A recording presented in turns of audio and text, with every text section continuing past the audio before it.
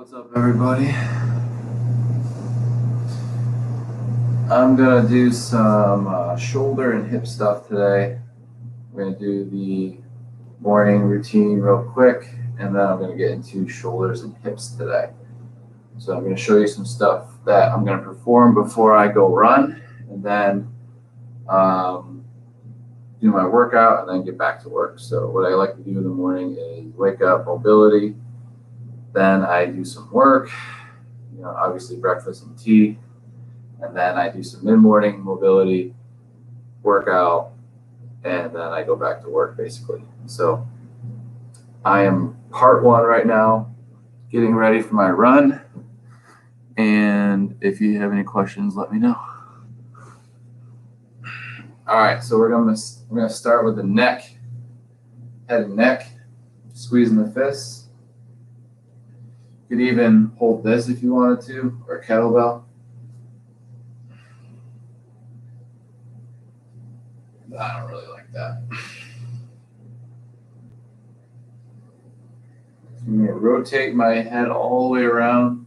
My whole body is squeezed about 30%. Two or three rotations one way, and 2 or 3 rotations the other way. Scapula, squeeze the fist, retract down, forward, up. Just follow that circle. The hard part here is keeping the elbows straight and wrists from going into flexion and extension. For scapula, I'll do it just like this too. Same thing.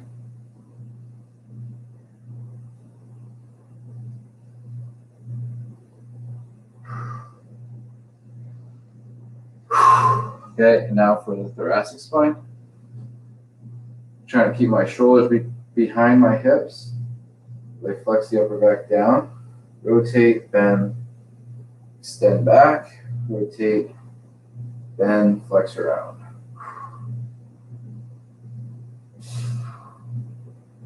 And switch.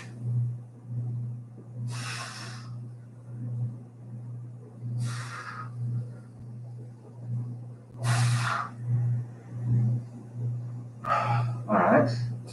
For the elbows, supinate, flex, pronate, extend. Switching it up. Now, a lot of people won't feel this. You may just have to irradiate a little bit more. You can also do it with the shoulders abducted.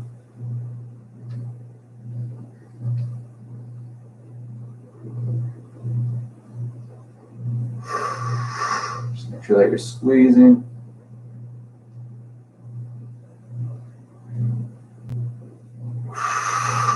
All right, for wrists, in, up, out, down. So when you do this, you're trying to point those fingers toward the ground, then toward each other, and then up toward the sky. Side view, it doesn't look as good. Out, down, in, up, and then other way, in, down, out, up. See, I don't really have that great of wrist flexion there, do I? Wrist extension, flexion, and then you have ulnar deviation and radial deviation. Ulnar going toward the midline, radial going toward the thumb. That's your radial pulse right there that you can test for. Okay. All right. So we've done wrist, elbows, shoulders are next. Strong body here. Flex. Create a circle. Rotate that shoulder as it goes around. Go all the way back. Unrotate or unwind. Open it up. and go down. Flexion, close it, reach back, open it, reach forward. Switch side. Flex. Internally rotate to extension, externally rotate to adduction, flexion. Up. And we'll be getting more shoulders after we get through the hips and the feet and knees. We'll go back to the hips. So I'm going to use foam roller, which is useful for FRC in lots of ways. So you can do flexion here, and then externally rotate the hip and try to pull this foot all the way up to here. Okay, well, it's not going to go there. And then we're going to abduct the hip. Foot is underneath the knee. And then from here, the knee is going to go down as the foot goes up.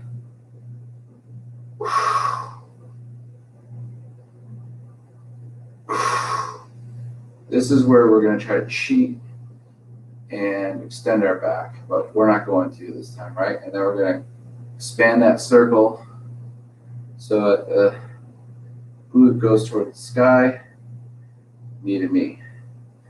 So the knee should be bent here. Okay, and then extension, abduction,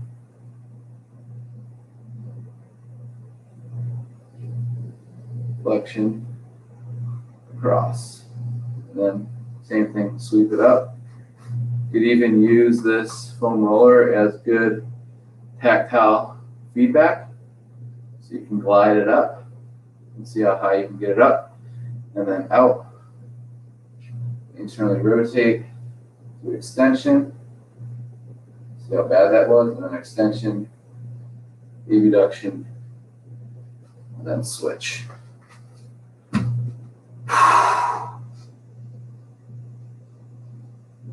So again, you can use this as a good marker of how far you can get that foot up.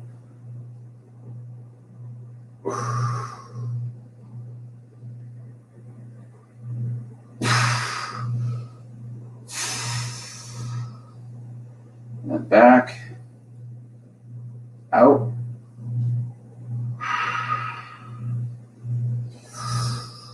One more.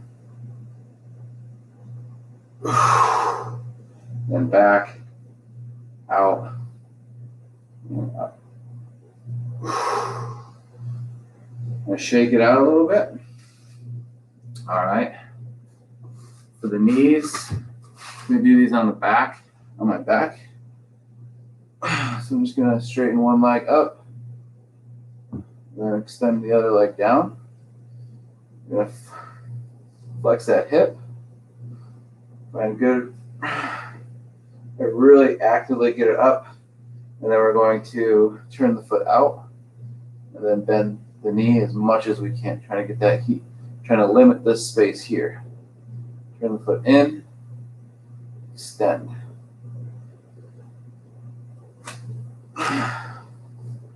Out, bend, in, up, out, down, in, up, and then down, out. Up, in, down, out, up, in, down, out. Ankle, full circle.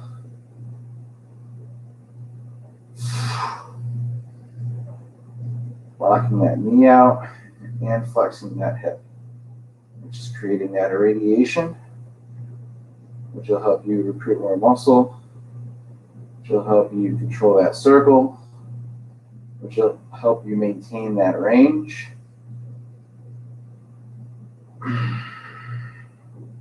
Switch. Externally rotate the tibia. Extend the knee.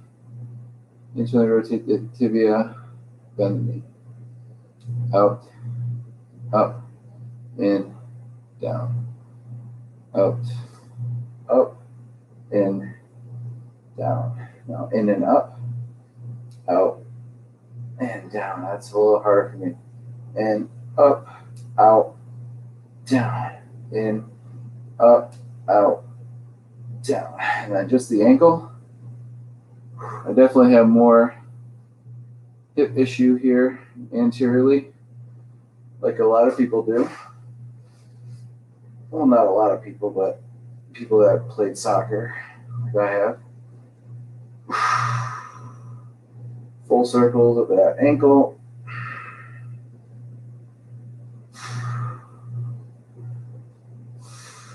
Could be FAI, or it could just be a crappy hip. I would definitely have to get assessed. Another circle.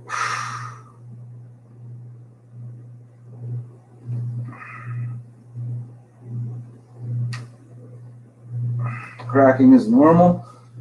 If we didn't, it'd be weird if we didn't crack, right? All right. Now the kneecaps. This you have to be back against the wall. If you're not used to this, if you are used to this, remember, this is the one where we make sure our whole leg's relaxed. Then just push that kneecap side to side. Just easy with the thumbs. And then up and down. And then push it all the way around in a circle. If there is pain, it's good that you're assessing that pain, one. And two, you can select better exercises to mitigate further pain. So that's why you do this morning routine every single morning, because let's just say there was some weird new knee pain. Maybe I did something during my workout yesterday that I shouldn't have done. Wake up, knee pain. Only way you can assess that is if you assess that. So that's why assessment is number one in the morning through your mobility routine. And as you know, or maybe you probably don't know, I've broken this leg. I've had knee surgery. So broke the leg during a soccer game, 28 years old. So that was, let's see, it's like almost 8 years ago. And then 2 years after that, when I was 30, I had knee surgery. And that took a while to recover. Now I'm pretty back to 100%. Probably almost back to where I was when I was 27. Probably better though, because of the FRC training. Now we're going to get the toes. All toes up.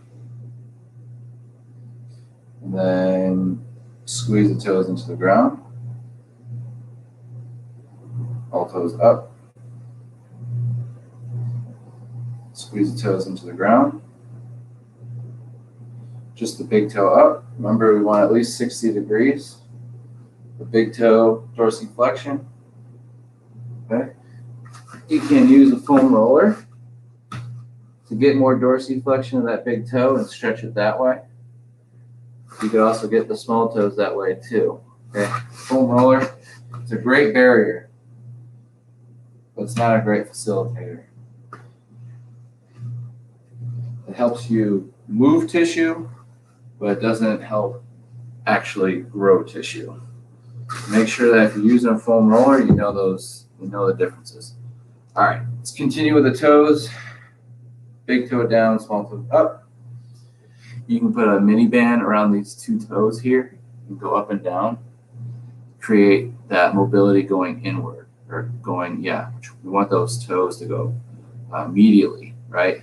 Because a lot of times our shoes pull those toes in, pull those pinkies in. And what happens is we get bunions on the outside or the insides of our toes because we're pulling those toes in over time. So that's why you have to move those big toes. Okay, big toe up. Notice that this toe is a lot better than this toe. Switch. Switch. And then all toes up. And then piano, pinky to big toe down.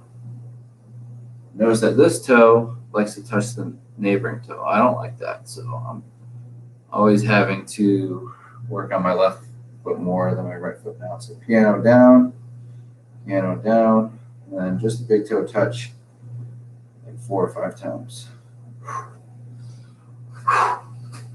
Okay, ankle, your combat position. Love this one.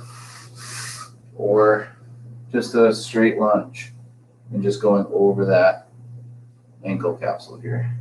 Rotating that knee forward over the ankle. Any questions before I go to shoulders and hips? If toes arch a bit, is it best to push them down flat while lifting big toe? If toes arch a bit. If toes arch a bit, is it best to push them down flat? Yes. Yes, if you need to manually move your toes in order for them to move, then do that in the beginning until you have the control without having to manually or passively stretch this out. So that's the difference between, this would be a passive stretch here. This would be an active stretch, okay? That's the difference between active mobility and flexibility. Any other questions before I do shoulders and hips? And just make sure that you're breathing. Big inhales, big exhales. You could do some Wim Hof breathing, 30 seconds or 30 inhales and exhales, and then a giant inhale, hold, and then slow exhale. Have you all ever done Wim Hof? Do a thumbs up if you've done Wim Hof before. Give me a thumbs up. Thumbs down if you haven't done Wim Hof. Wim Hof breathing. Have you ever done that? Thumbs up if you have. Thumbs down if you haven't. All right.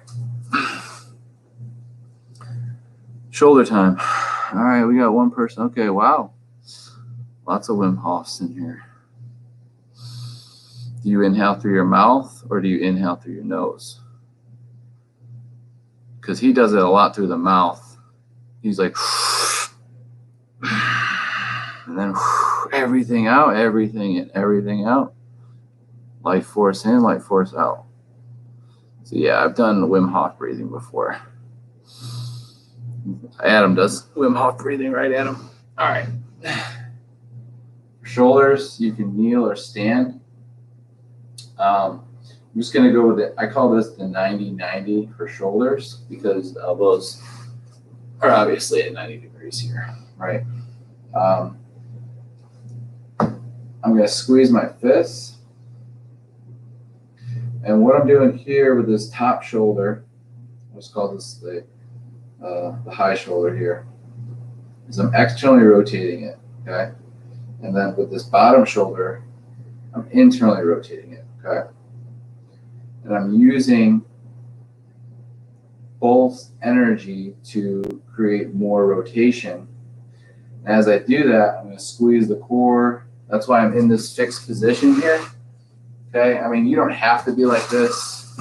You can be like this. You can be standing. You don't have to be kneeling. So I'm only kneeling just so you can see my whole body. So you can do all this standing. You can do everything standing that I'm doing now, just so you know. All right. So side view for that shoulder external and internal rotation. And you'll see how bad mine is, okay, when we do this. So elbows, again, are at 90. Remember, you go internal rotation with this arm. Notice that I'm going to try to cheat and flex my wrist. I want to keep that wrist in line. A good way you can do that is by holding on to a ball instead. So you have a little tactile feedback here. So what I'm going to do is externally rotate this shoulder here. Okay, as I internally rotate this shoulder here. Okay. And then a side view. I'm going to try not to cheat. I'm going to try to bring that elbow up. Torque it back. Rotate it back. That's about it right there. Okay. So I could take a picture of that, measure that distance, work on that area, and over time, hopefully see some improvements. So I'm going to go back to that position, 90-90. We're going to switch. So squeeze both fists, or if you have lacrosse balls or tennis balls, squeeze those. Try not to flex or extend the wrists. Hold. Breathe, but shallow breathe. Try to keep your diaphragm low. And then switch. A lot of times you're going to want to bend the elbow too much and it'll look like this.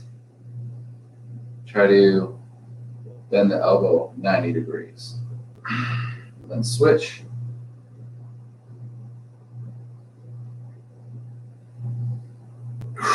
And then you can do external rotation, bilateral external rotation.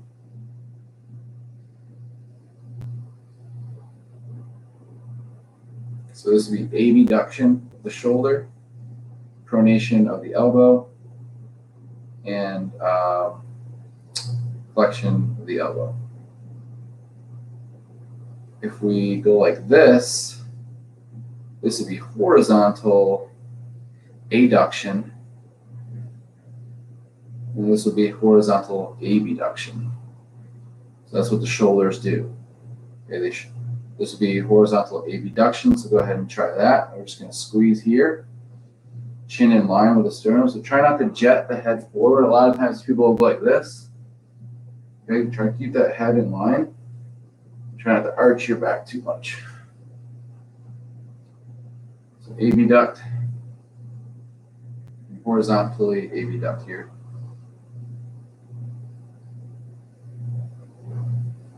Squeeze the fist, and then relax. If you did that, probably really burned. We'll use my mouth. My nostril is almost completely blocked. Wow, Ruth's on. Ruth, can you hear me? Oh, wow.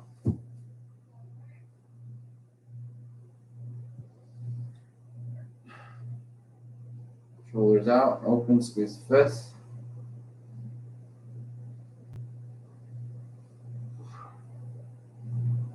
We're going to internally rotate.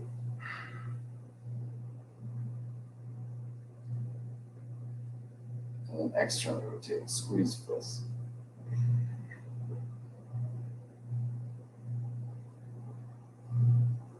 Internal. Now, what I like to say is pretend there is a X here on the elbow eye. So this would be the elbow eye, right underneath the bicep here. This would be the elbow. We'll just call this the elbow eye. So when we actually rotate, you can see it, and we're trying to turn that X down, and we're trying to turn that X back. So turning that X back would be external rotation, turning that X forward, internal. We're just going to go back and forth here, squeezing the fist.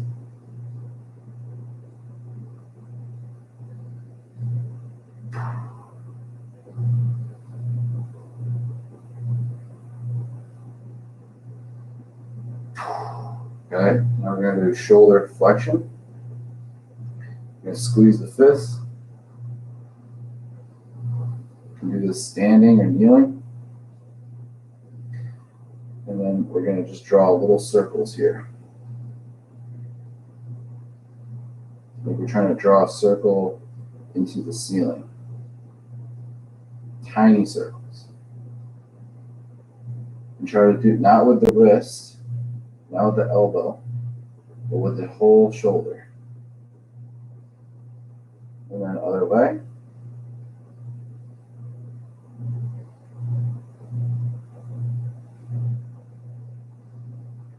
Other way. And then one more time going the other way. And then relax. If you are kneeling, you're going to want to release those legs. We'll go right into the hips here. So we'll get into 90-90. Front knee is in front of that hip. So this would be my left, or it would be your right. And this knee's at 90 degrees. Ankle is dorsiflexed here.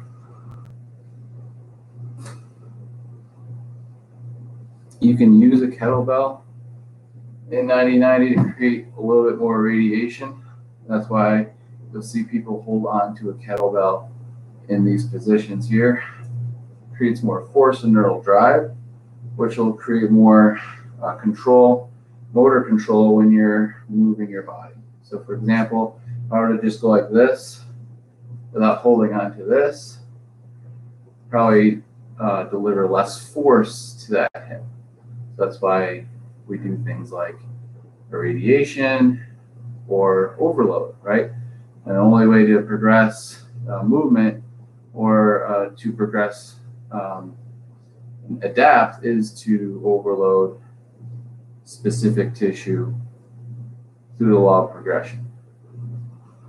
All right, so for the hip here, I'm just going to just hold on to this weight. If you don't have a weight, you can just squeeze the fist. Okay. I'm just going to lean forward and then come back. Find a good line of tension. Keep the back flat. And then lean back. Forward and back. Okay, now I want to challenge you by trying to almost pull this leg off of the ground as you sink forward. And then as you lean back, I want you to push with the outside of the leg. So when we lean forward, I want you to try to use the inside tissues to pull it off the ground. It's not going to leave the ground, that's fine. And then when we move away from the ground, I want you to push the ground away. All right? So here we go.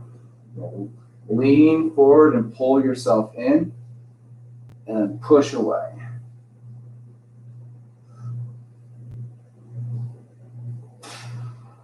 And one more.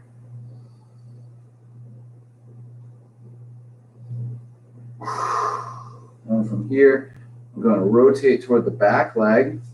You could even use this as a passive means to help the stretch occur.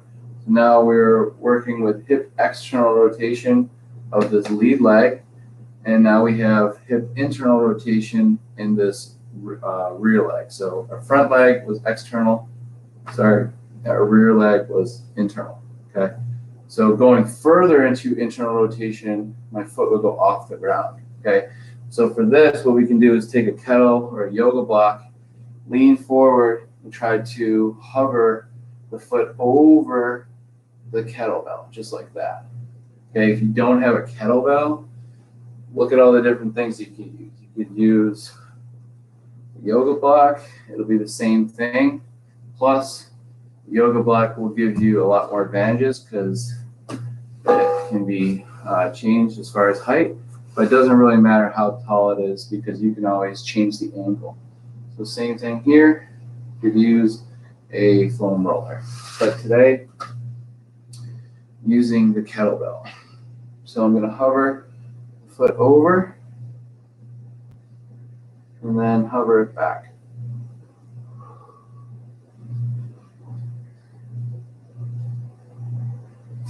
Now, if you want to make it easier, go away from the point of hinging there, or the lever, and then the harder going closer to, would that be the lever, or would that be the pivot point? Oh gosh, that's really hard.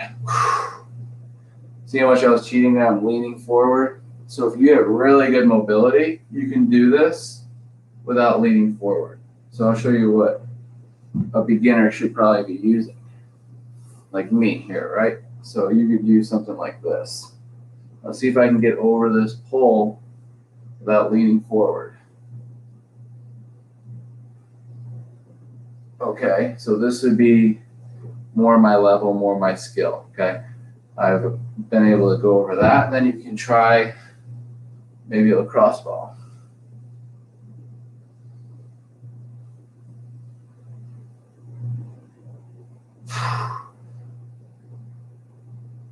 And then obviously you could just move it up to make it harder, right?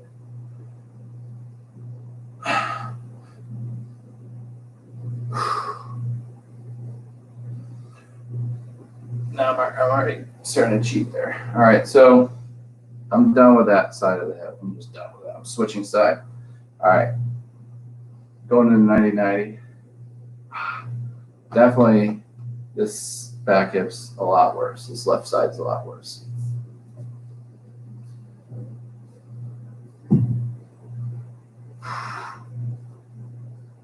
Hold here.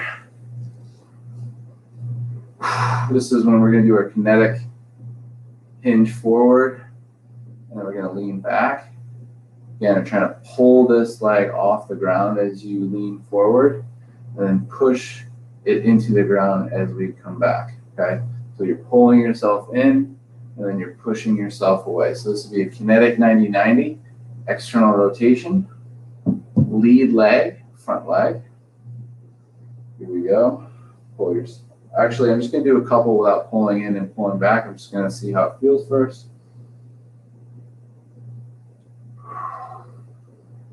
Inhale, embrace. Pack the air low. Diaphragm sinks. Whole body is nice and tight.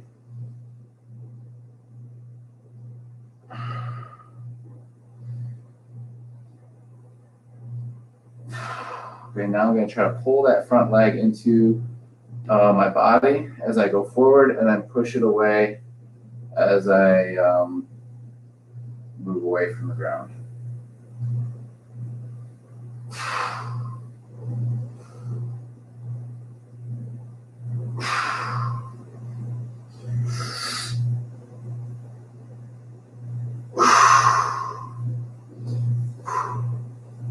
Okay, internal rotation, back hip. I'm going to try to hover the foot over, okay? Maybe I need to put it on its side, okay? Leaning forward, hovering over any object. It could be a tennis ball, it could be bunched up socks, it could be a shirt, right? You just want some, tactile stimulation, feedback, that type of thing. And also, the visual is also really important to have.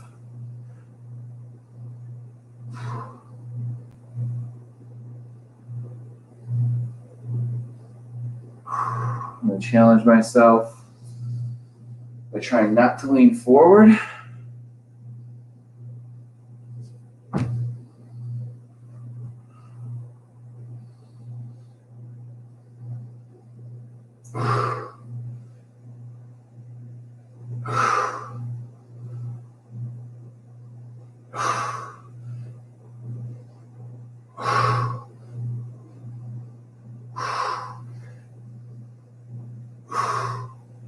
Make it a little harder. Try to sit up a little higher. Nope, not even close.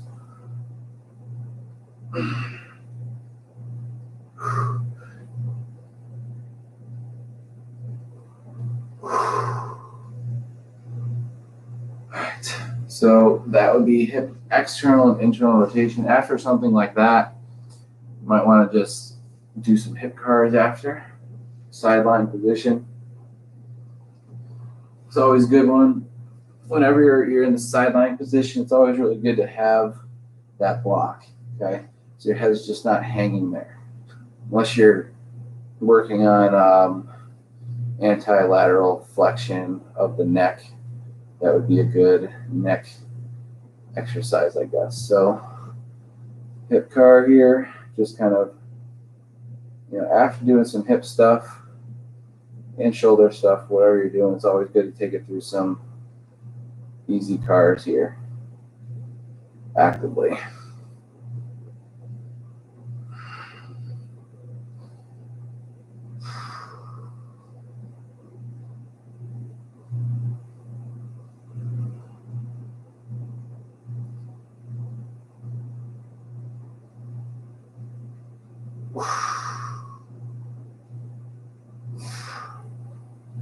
And you can also work on this sideline position. You can also work on this hip external rotation of that front leg while you're holding onto the kettle with the head on a yoga block. You just feel real stable here. Now, without this block and without this, you can do the same thing. It's just you can concentrate more on that hip with the different barriers to help you. Okay.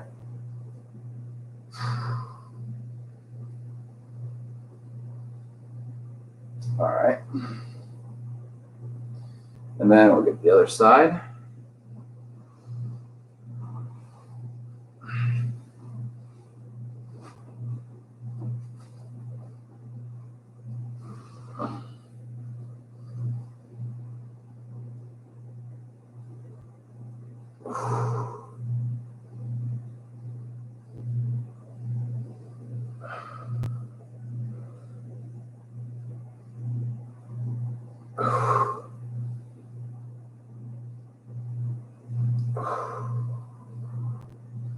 Some knee stuff. This is how you rotate that knee.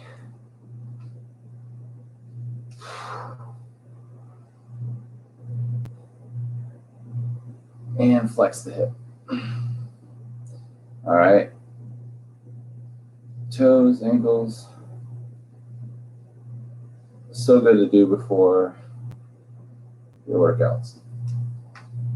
Lots of cracking going on. All right, another one you can do. Now moving away from the hips in that sideline position would be the shoulder. Internal rotation here. Just like this, or you can use that kettlebell. What you do is stretch this tissue for about 2 minutes. Your shoulder internal rotators, okay?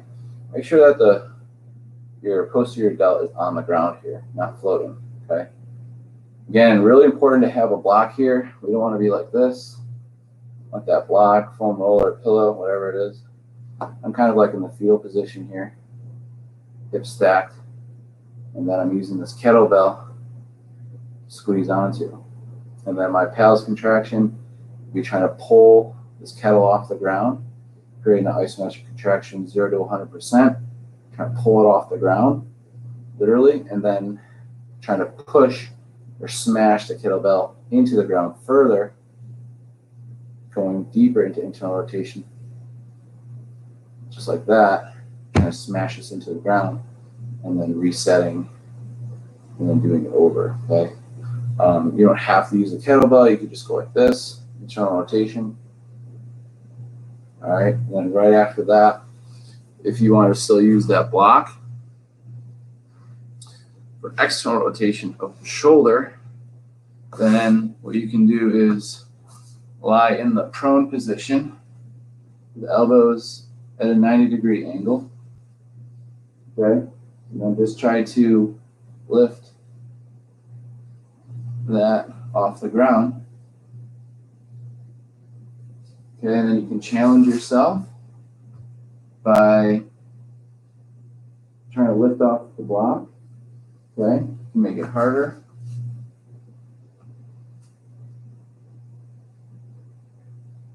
And then you could do some pals and rails where you push down into the block. First, stretch this position maybe for about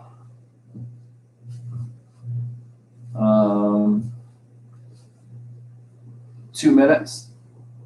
And then start smashing this into the block from 0 to 100%, and then pulling away into your rails contraction for about 15 to 30 seconds, and then holding here. You could also do some hovers where you go over an object with your shoulder, similar to the one we were doing with the internal rotation of the hip.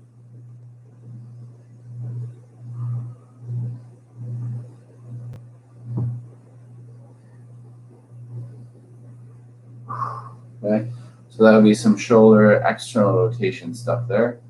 And then for shoulder flexion, again, you could use a block, your shoulder into flexion. I like putting my forehead on my wrist here. Lift off. You can axially rotate here. Do about 10, do that 10 times for about 15 seconds each time, or do it for like 20 seconds for like 6 times, something like that. And then you can make it harder. And then you can also do the hovers here.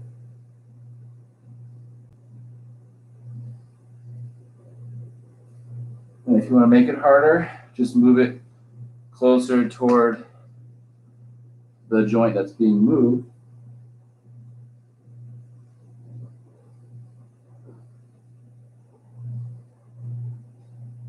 So that would be some shoulder flexion hovers, okay?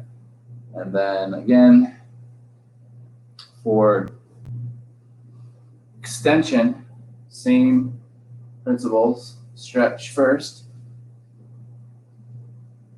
Then trying to push this ball and fist into the block, 0 to 100%, and then lift it off.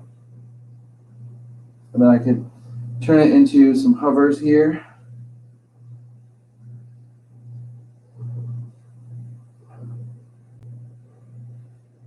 Make it closer to the movement center here.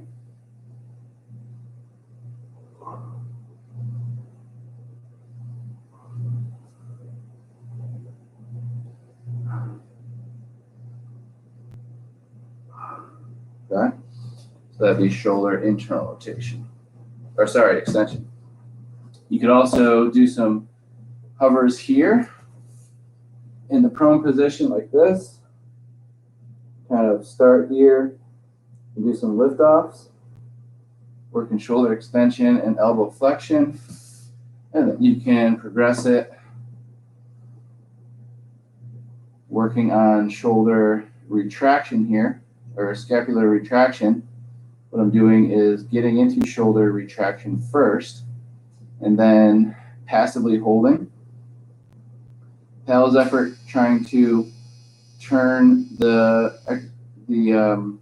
retractors in and push into the block, and then my rails contraction trying to pull away my shoulder scapula away from the block, going deeper into retraction of the shoulder blades. So pushing down and pulling up for retraction, okay?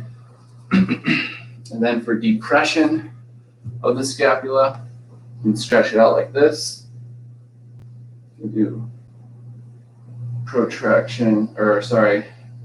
depression of the scapula. So the scapula is going down, it can go down, it can go up. We want a down stretch.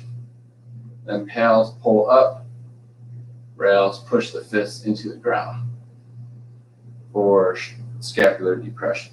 Okay. That's all I got for today. Any questions before I head out?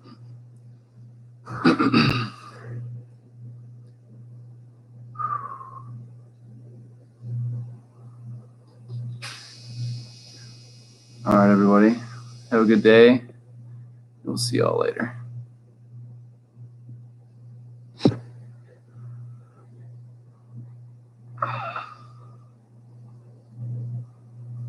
Don't have a proper training program which you can join, but I'm always giving away free advice. So just ask me any questions you like. You can message me on Instagram or Twitter, and I'll reach out. Thanks.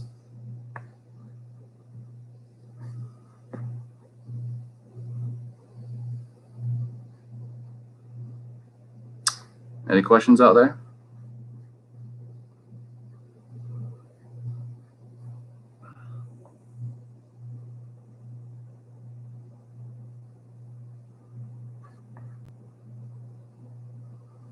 What's up from Taiwan? See ya.